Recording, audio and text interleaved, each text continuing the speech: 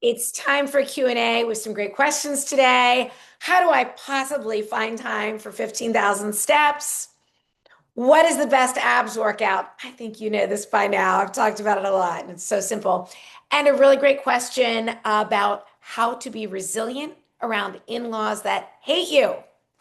So let's dive right into these. Quick reminder, so many resources right here for you here on YouTube, on my social media, other social media pages, Instagram and Facebook.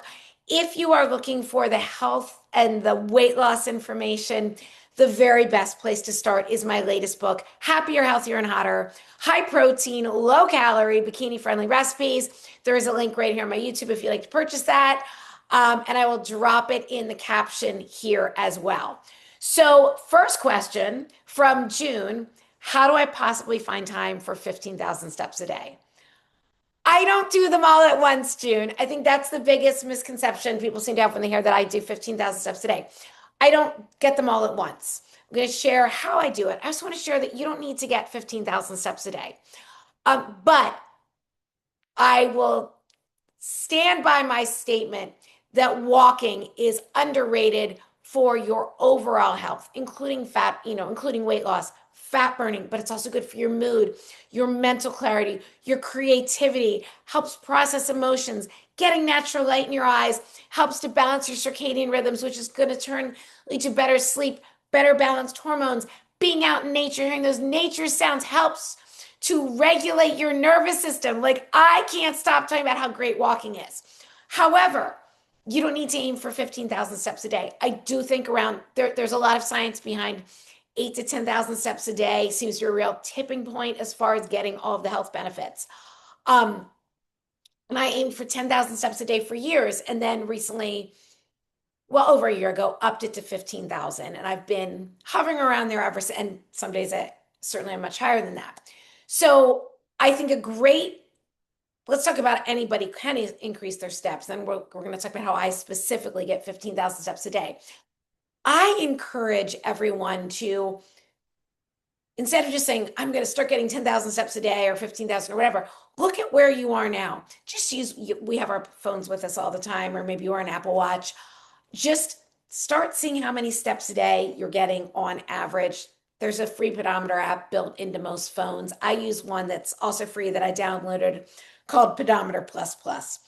And just see what your average is. And then look at increasing that by, say, 1,000 steps a day for about a week. See how you feel. Then another 1,000 steps a day, and so on until you're at, say, 10,000 steps. So here's how I get 15,000 steps a day. They certainly don't come all at once, but I try to get my biggest chunk in the morning. So when I first get out of bed in the morning, before I have time to talk myself out of it, I go downstairs, I feed my little babies, and then I take my little dog Tyson out for a walk. It's a little slow, he's sniffing, he's peeing, he's a little boy dog. As soon as we come in and I give him his little treat, I go right back outside and walk some more because I'm already dressed for whatever the weather is. So whether it's this morning when it was so humid and I'm literally wearing boxer shorts and a little sports bra that I slept in, like a lightweight little thingy, cami type of thing, or the winter where I'm in sweats and a parka, I'm already dressed for the weather. So I just go right back out. It's early in the morning, it's no distractions. And because once you get started doing something else, it's hard to stop. So I get as many as I can in the morning. So I often will get 5,000 steps in first thing in the morning, depending on how much time I have, how cold or hot I am, whatever.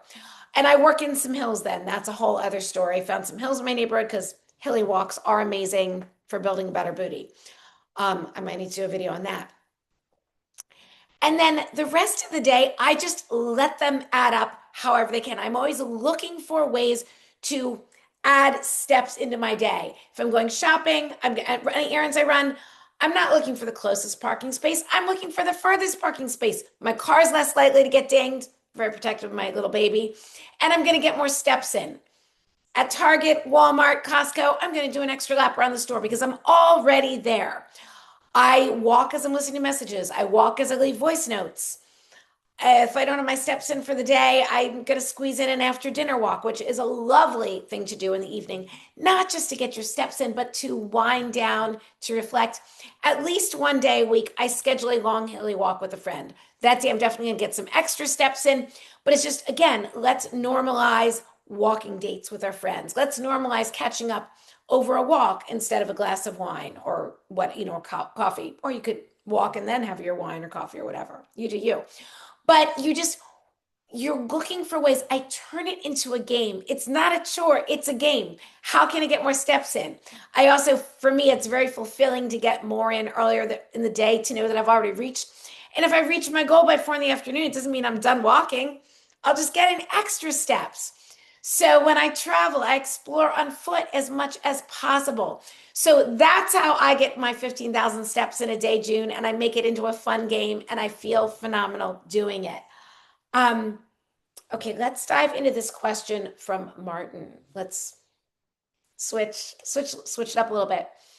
Martin asked about how to be resilient around in-laws that hate you.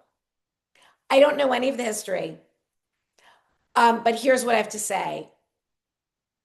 The way they feel about you, unless there's some big thing that's happened, says a lot more about them than it does about you. It's either way, it's hard to be around people that you know don't like you. So here's what I'm going to suggest. Minimize contact. Don't engage. Like if you can avoid being around them, you need to. I would talk to your partner about this. And, again, you're not asking them to fix it, but be open and honest. I am all for clear communication, not turning into fight. Your parents are the worst people in the world, just like this makes me uncomfortable. You don't need to engage in conversations. So you can keep things, polite and civil. If there's certain conversations that keep coming up, if they're trying to bring you into arguments, you can change the subject. You can say things like, and you can visibly change the subject. You can say things like, this conversation never gets us anywhere. Why don't we talk about something we can agree on? Or something to that effect. If they're always trying to get you into some type of a debate, don't engage. That stuff, you don't need to engage. You also don't need to defend yourself. Like, you don't need to explain yourself to people who won't understand your explanation. I have learned, now I never had this. My in-laws were lovely, lovely people. I never had a situation like this. I've certainly had situations where I have to deal with people, in person who clearly don't like me. That's been happened in several work situations. And I get a lot of stuff online. Now, with online, with the true, really mean haters, I generally don't engage at all. Sometimes I turn their comments into fun content, but only if I'm not activated by it too much. Or sometimes I just say, okay. So they'll say something really awful to me. I just say, okay, with like a thumbs up because which is a little passive aggressive of me, but that's, so you don't need to engage. You don't need to explain yourself to them if they're never going to understand your explanation. You don't need to get the last word in. So more you can do to stay calm and regulate your nervous system. I really recommend doing some type of a parasympathetic breathing. I've shared one before where you inhale for 6, hold for 2, exhale for 7.